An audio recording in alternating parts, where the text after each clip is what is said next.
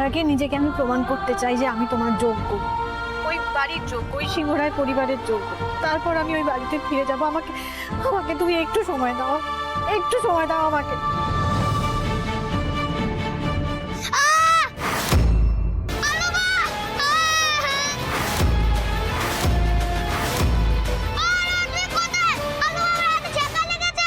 ঝলমল, কি কি হয়েছে ওর?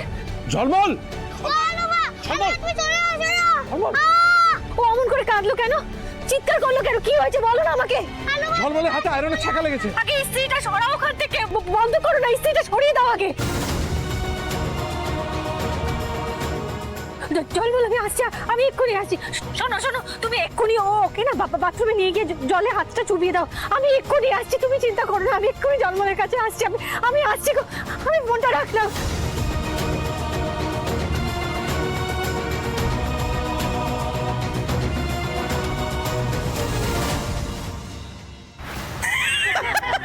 মেহুলি, আজ তোর কিটি পার্টিতে কিন্তু আমরা দারুণ এনজয় করেছি, কি বল? একদম সারা জীবন মনে থাকবে। এই ভিখারিগুলোকে কিন্তু পরের বার ডাকিস, দারুণ এনজয় করবো। নিশ্চয়ই, ডেফিনেটলি। আর এনজয় করবি। ওই তো রাইমা চলে এসেছো, টেবিলটা পরিষ্কার করে দাও, সবার খাওয়া হয়ে গেছে, যাও। আর তোমার ওই ভিখিরি বরটাকেও ডাকো। ডাকতে হবে না, আমি এসে গেছি। হাউ নাইস, খুব ভালো। এসে যখন গেছো তাহলে টেবিলটা পরিষ্কার করে দাও, বউয়ের হাতে হাতে হেল্প করো, যাও।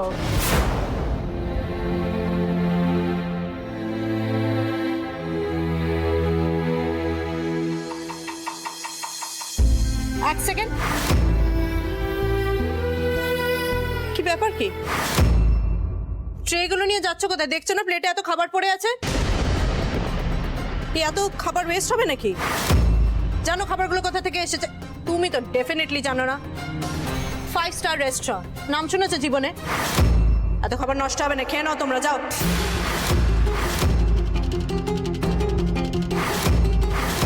আমি যাবো ঝলমলের কাছে, আমি ও বাড়িতে যাবো, ব্যাগটা নিতে হবে তো। কোথায় যাচ্ছিস শালে? এত অপমান সহ্য করার পরেও আবার ওই বাড়িতেই ফিরে যাচ্ছিস তুই? ঝলমলের জন্য? আর ভাবার সময় নেই, আমাকে ও বাড়িতে যেতে হবে, ঝলমলটার জন্য তো যেতে হবে। এখনই তো সিদ্ধান্ত নেবার সময়। তুই কি সত্যি কথা যা বলিস তাই কাজে করে দেখ? তোর প্রত্যেকটা প্রতিজ্ঞা তুই ভুলে গেছিস। তুই মিথ্যে, তোর প্রত্যেকটা শপথ মিথ্যে। তুই আসলে একটা ফাঁকা কলসি। আজ যদি তুই ওই বাড়িতে ফিরে যাস তাহলে তোকে মাথায় রাখতে হবে সারাটা জীবনের জন্য তুই সত্যিকারের একটা পরগাছা। আজ যদি তুই ওই বাড়িতে ফিরে যাস তাহলে প্রমাণ হয়ে যাবে ওই সিংহরায় পরিবার ছাড়া তোর কোনো অস্তিত্ব নেই। তুই সত্যি একটা বিগ জিরো, ওদের ছাড়া তোর কোনো অস্তিত্ব নেই। তুই আসলে একটা শূন্য। যাস না, ওই বাড়িতে তুই ফিরে যাস না। তোর এক একটা চোখের জলের হিসেব তোকে নিতে হবে। যাস না, ওই বাড়িতে তুই ফিরে যাস না। তোর এক একটা চোখের জলের হিসেব তোকে নিতে হবে।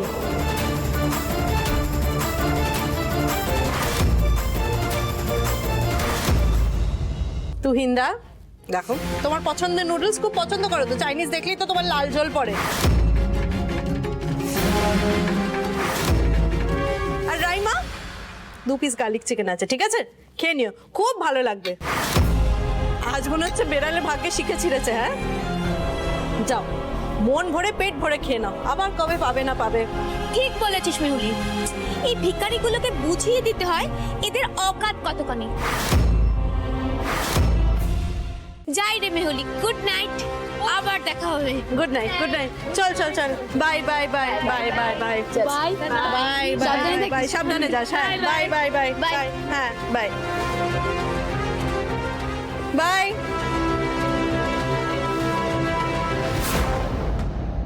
দাঁড়িয়ে আছো কেন? এখনো অবধি এখানে দাঁড়িয়ে আছো কেন? খাবারগুলো তাড়াতাড়ি শেষ করো আর টেবিলটা মুছে দেবে। 1 মিনিট ছোট বৌদি, এতক্ষণ বাইরের লোক ছিল বলে আমি কিছু বলিনি। তুমি এই এঁটো খাবারগুলো আমাদেরকে খেতে বলছো কেন ছোট বৌদি? আমরা খেতে পাই না? না, পাও না, সত্যি কথাই তো পাও না। বাবা যদি তোমাদের দুটো পরজীবীকে দিনের পর দিন বসে না খাওয়াতো, তোমরা এইসব খাবার খেতে পেতে? স্পেশালি তুমি, তোমার মতো ভিকিরি তো ডেফিনেটলি পেতে না। চেখে দেখা তো অনেক দূরের কথা, চোখেও দেখতে পেতে না। ছোট বৌদি, তোমার মুখে যা আসছে তুমি তাই বলে যাবে নাকি? যেটা বলেছি একদম সত্যি কথা বলেছি। দিনের পর দিন এই বাড়িতে থেকে বাবার টাকায় খেয়ে খেয়ে তো এইসব খাবারের অভ্যেস হয়েছে। তাই আমি ভাবলাম খাবার আনাচ্ছি, যখন বাড়ির গৃহপালিতদেরও কিছু খেতে দিই।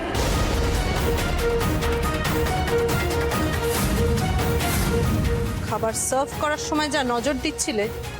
আচ্ছা রাইমা, তোমার এই ভিকির বর তো তোমাকে দুবেলা দুমুঠো খাওয়াতে পর্যন্ত পারে না, তাহলে এত ন্যাকামো করছো কেন? হ্যাঁ, চুপচাপ খেয়ে নাও। ছোট বৌদি, সব কিছুর একটা লিমিট থাকে, কিন্তু তুমি সেই লিমিটটা ক্রস করে যাচ্ছ। মনে রাখবে তুহিন কিন্তু এই বাড়ির জামাই, ওর একটা সম্মান আছে। হ্যাঁ আছে তো, এই জামাই 420কে তো তুলোয় মুড়ে রাখা উচিত। কি ভালো চয়েস তোমার রাইমা। ওই যে বলে না, রতনে রতন চেনে আর শুয়োরে বুঝেই গেছে নিশ্চয়। ঠিক আছে, আজ তোমার যা বলতে ইচ্ছে করছে তুমি বলে যাও, কিন্তু সময় থেমে থাকে না ছোট বৌদি। আমারও একদিন সময় আসবে, আর সেদিন আমি তোমার সব অপমানের জবাব দেব।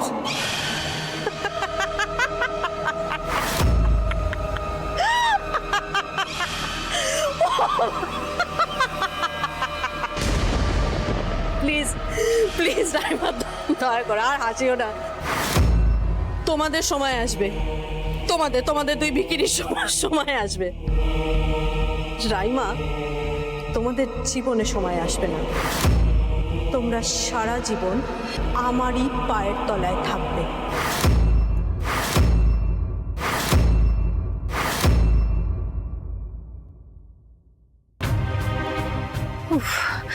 বড্ড অস্থির লাগছে। ঝলমল কেমন আছে কে জানে। একবার অগ্নিদেবকে ফোন করব, ফোনটা ধরতে পারবে? কি করি আমি? মেহুলি, মেহুলি, ঝলমল কি হয়েছে? আয়রনে ছ্যাঁকা লাগিয়েছে, তুমি পাটি নিয়ে ব্যস্ত রয়েছো, কোনো খেয়াল নেই নিজের ছেলের দিকে। আয়রনের কোথায় ছাকালে? ওরে বাবা, কি করে লাগলো এটা? হলোটা কি করে? তুমি হলোটা কি করে সেটা ইম্পর্টেন্ট না, ওকে দেখার শোনার করাটা ইম্পর্টেন্ট। তুমি তোমার ছেলেকে না দেখে পার্টি করছো। কি হয়েছে নাকি? দাঁড়াও এক মিনিট। ছাকা লাগলো কি করে হাতে এরকম? আমি জানি না। তোমরা কোথায় গেছিলে? আরে দাদার ঘরে ছিল ইস্ত্রিতে ছাকা লেগেছে নাকি? তোমার বড় কাণ্ড কেন, তুমি একটু দেখতে পাচ্ছ না? আরে দাদু ভাইয়ের হাতে ছাকা লাগলো কি করে? হা করে দাঁড়িয়ে দেখছো কি? যাও বলো। তাড়াতাড়ি যাও আপা। ছাকা লাগলো, আমি জানি না, বড় মা দাদার কাছে ছিল। ঝলমল দাদার কাছে ছিল, আমি সেটাই তো জানতে চাইছি দাদার থেকে। কি হলো দাদা? চুপ করে আছো কেন? তুমি উত্তর দাও। আমার ছেলে তোমার ঘরে গিয়ে গরম আয়নে হাত দিল, তুমি সেটা দেখতে পেলে না?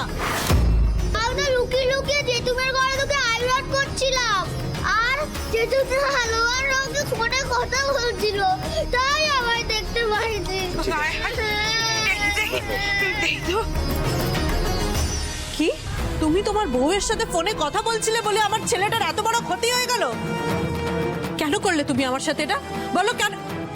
ঝিলিক, তোমার ইউনিফর্মটা ধরো, আয়রন করে নিও। দেখো ঝিলিক, তোমার মা তো এখন নেই না বাবা, এখন নিজের কাছে নিজেকেই করতে হবে, শিখতে হবে তো। চলো চটপট করে নাও, তুমি প্রতিশোধ নিলে তুমি আমার ওপরে। যেহেতু আমি তখন ঝিলিককে বকছিলাম যে ও কেন নিজের স্কুল ইউনিফর্মটা নিজে আয়রন করছে না, তুমি সেই রাগে আমার ছেলেটার হাত পুড়িয়ে দিলে। মেহুলি, মুখ সামলে কথা বলো, ভুলভাল কথা বন্ধ। মেহুলি, কিচ্ছু ভুলভাল বলছে না দাদা, একদম ঠিক বলছে। আমি জানি এটা তুই ইচ্ছা করে করেছিস, আর তোর বউয়ের বুদ্ধি এগুলো। ছোট্ট ভাই, তোর লজ্জা করে না? নিজেরা বাবা মা হয়েছিলে, কোন খেয়ালটা রাখিস তোরা? তোর বউ এখানে পার্টি করতে ব্যস্ত বন্ধু বান্ধবদের নিয়ে। বাহ, দাদাই কি করবে এখানে? কি করবে? বৌদি ভাই তো কত খেয়াল রাখতো, ঝলমলের গায়ে একটা আচর অব্দি আসতো না তোর বউ। তুই কি করছিস? কি করছিস নাকি? আসলে এখন তো বৌদি ভাই নেই, তাই বৌদি ভাইয়ের ঘাড়ে কোন দোষ তোরা দিতে পারছিস না, রাইট? শোন না, বাবা মা হয়েছিস, দায়িত্ব নিতে শেখ। রশনি, মুখ সামলে কথা বলো। পারবে না, পারবে না, কোনো দিনও পারবে না। ছোটনাথ বউয়ের যা ঢিঙ্গিপনা দেখলাম, ছেলে পুলে মানুষ করতেও কোনো দিনও পারবে না। তুই জানিস এই ঘরে বসে ওইসব ছাইপাশ গিলেছে, তার সাথে চাকনা খাবে বলে তোর মাকে রান্নাঘরে পাঠিয়ে রান্না করিয়েছে।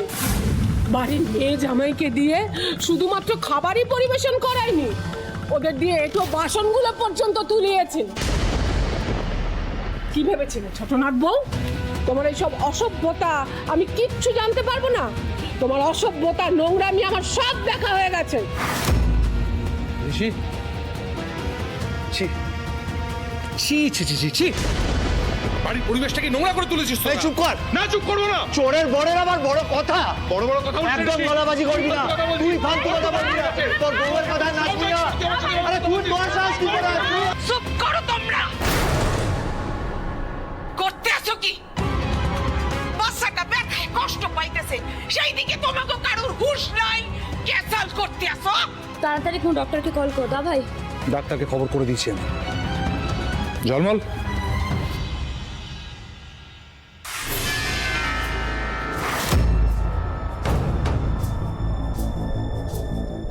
সংসার সুখের হয় রমণীর গুণে, আবার সংসার পুড়ে যায় রমণীর বিষের আগুনে। কথাটা মনে রেখো ছোটনাথ বউ।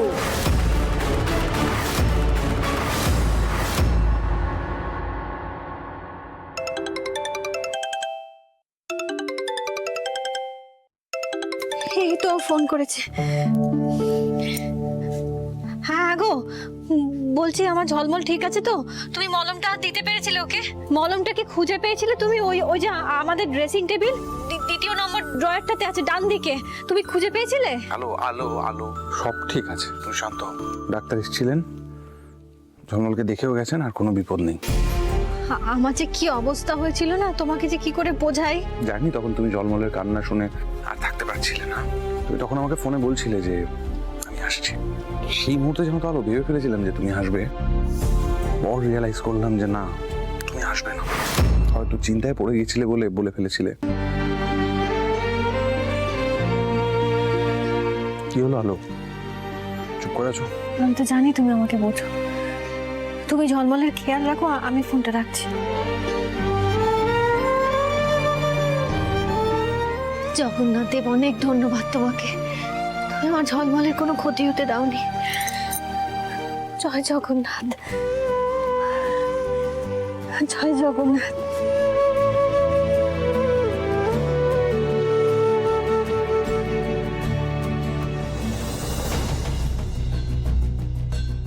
মায়ের ওষুধ তো শেষ হয়ে এসছে, ভাইকে তো বলতে হবে মায়ের ওষুধ আনতে। বেবি, বেবি একবার এদিকে এসো। বেবি, কি হয়েছে কি গো, বলো তো। বলছি শোনো না, মায়ের ওষুধ তো শেষ হয়ে গেছে, ভাইকে বলো একটু ওষুধ এনে দিতে। হ্যাঁ, ওষুধ কোথা থেকে আনবে? টাকা কোথায়? ও মাসে মাইনে পেলে তখন দেখা যাবে। এই দাঁড়াও, টাকা কোথায় মানে? অতগুলো গয়না আমি খুলে দিলাম, বন্ধক দিতে বললাম, টাকা নেই মানে? টাকা সব শেষ হয়ে গেল? ও বাবা, তোমার তো দেখছি গাছে কাঁঠাল গোফে তেল। আগে তোমার ভাই শাকরার দোকানে যা, গয়নাগুলো দিয়ে কত মাল্লু আসে একটু দেখি, তারপর যদি হাতে টাকা বেঁচে থাকে তখন বলবো কোনি কটা ওষুধ কিনে দিতে, বুঝলে? এখন আমি গেলাম।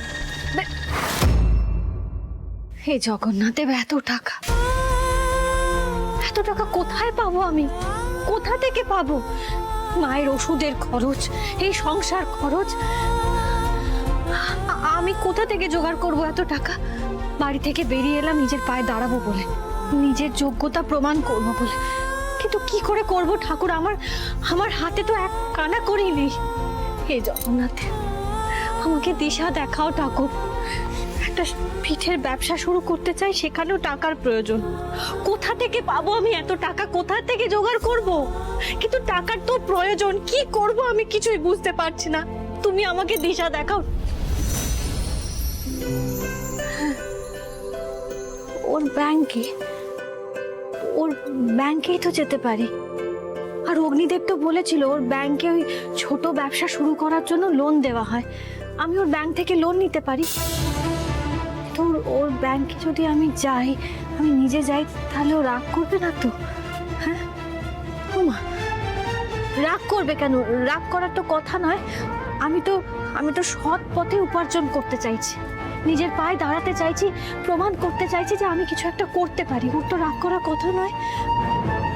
বেশ, আমি আমি কাল সকালে ওর ব্যাংকে যাব, ওর স্যারের সাথে কথা বলবো। চেনা জানা মানুষ, ওদের থেকে আমি ভালো করে বুঝতে পারবো। আসলে অত হিসেব টিকেশ আমি বুঝতে পারি না। চেনা জায়গায় গেলে উনি আমাকে ঠিক ভালো করে বুঝিয়ে বলবেন, আমি বিষয়টা বুঝতে পারবো। হ্যাঁ জগন্নাথ দেব, আমি কাল সকালেই ওর ব্যাংকে যাব, ওখানে গিয়ে ওই স্যারের সাথে কথা বলবো। হে জগন্নাথ দেব, তুমি আমাকে আলোর দিশা দেখালে, তুমি আমার সহায় হলে ঠাকুর। অনেক অনেক ধন্যবাদ তোমাকে, অনেক ধন্যবাদ।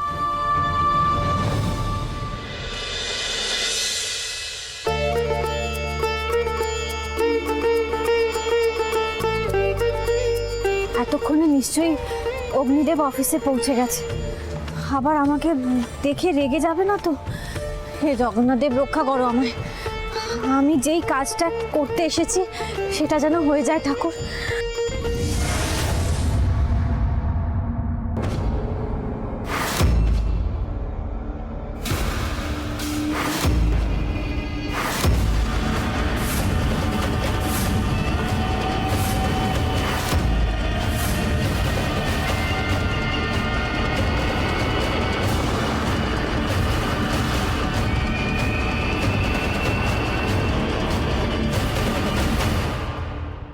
আরে দ্য গ্রেটেস্ট মিসেস আলো সিংহ রায়, তা কেমন আছেন আপনি? ভালো আছেন নিশ্চয়ই? আপনার বাড়ির সকলে ভালো আছে তো? তা কোথায়? ও বরের কাছে। হ্যাঁ, কি অমল প্রেম আপনাদের। হ্যাঁ, সারা রাত একসাথে কাটিয়েও তারপর সকালবেলায় বরের অফিসে। বিয়ের 15 বছর পরে এরকম ঢলো ঢলো সোহাগ তো আজকে আর দেখা যায় না। না, আপনি খুব ভালো করে জানেন আমি ওই বাড়িতে এখন থাকছি না। আমাকে অপমান করার জন্য এই কথাগুলো বললেন, তাই তো? ইস, আরে আমি তো ভুলে গিয়েছিলাম। এ বাবা, আরে এই আবদারটা তো আমি উদয়নদার কাছে করেছিলাম। তোমার মনে বড্ড ব্যথা দিয়ে ফেললাম না? শরীরের থেকেও মনের ব্যথা বেশি ব্যথা। তবে আমার কাছে কিন্তু দুরকম ব্যথারই ওষুধ আছে, লাগলে বলো। কি আজে বাজে কথা বলছেন আপনি? ইস, দেখেছেন তো আমার ভাগ্যটাই খারাপ। আরে আমি তো আপনাকে হেল্প করার কথা বলছিলাম। দেখেই তো বোঝা যাচ্ছে আপনি খুব কষ্টে আছেন। আগে কত সেজে গুজে থাকতেন, কত গয়নাগাটি পরতেন, আর এখন আপনার দেখে না খুব কষ্ট হচ্ছে জানেন। আমাকে বলবেন, হ্যাঁ, মানে ওই যদি টাকা পয়সা চাকরি কিছু লাগে। না না, শুধু শুধু হাত পেতে টাকা নিতে বলছি না, মানে যা করার আমি তা করিয়ে নেবো। হ্যাঁ, আমার দরজা কিন্তু আপনার জন্য সবসময় খোলা।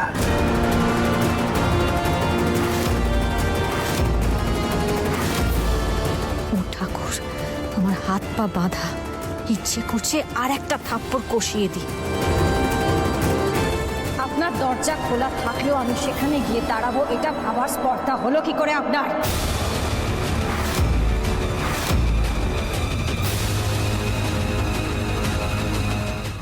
তেজ, ঘোড়া যত তেজি হবে, যত জেদি হবে, তাকে বশ করতেও ঠিক ততটাই ভালো লাগবে। আলো সিংহ রায়, তোমাকে যখন একবার আমি রাস্তায় বার করতে পেরেছি, দেখবো তোমার এই জেদ তেজ কতদিন থাকে।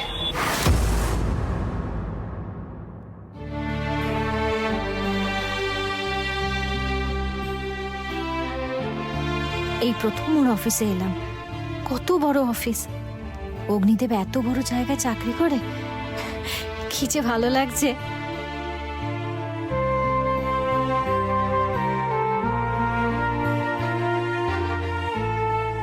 মিসেস সিংহ রায়, আপনি রুদ্রের সঙ্গে দেখা করবেন তো?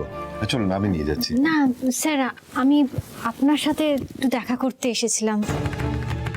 আপনার সাথে দরকার ছিল। আমার সাথে হঠাৎ? আমি কি হেল্প করতে পারি বলুন? আসলে স্যার ওই লোনের জন্যই এসেছিলাম আমি। I see. আচ্ছা, রুদ্র জানে বিষয়টা? কিন্তু ম্যাডাম, লোনের ব্যাপারে আলটিমেটলি কিন্তু আমাকে রুদ্রের সঙ্গে কথা বলতেই হবে। হ্যাঁ, আমি বড়জোর রেফার করতে পারি, কিন্তু টাকাটা পাবেন কি পাবেন না সেটা কিন্তু রুদ্রর হাতে। আই মিন, লোনের ব্যাপারে পেপার ওয়ার্ক বা মানি ডিসবার্সমেন্ট এগুলো সবকিছুই কিন্তু রুদ্র দেখে। তাই আপনাকে আলটিমেটলি আমাকে রুদ্রর কাছে নিয়ে যেতেই হবে। এ কি লীলা তোমার জগন্নাথদেব? এই লোনের জন্য আমাকে অগ্নিদেবের সামনে আঁচল পাততে হবে? Any problem? না স্যার, কোনো সমস্যা নেই, আপনি চলুন। বেশ, আসুন।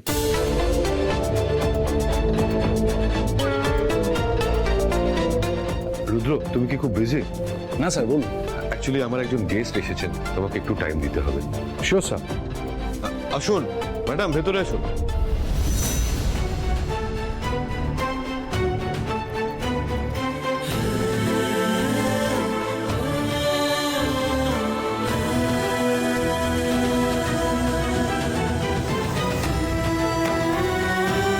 কি রুদ্র, কেমন সারপ্রাইজ দিলাম বলো?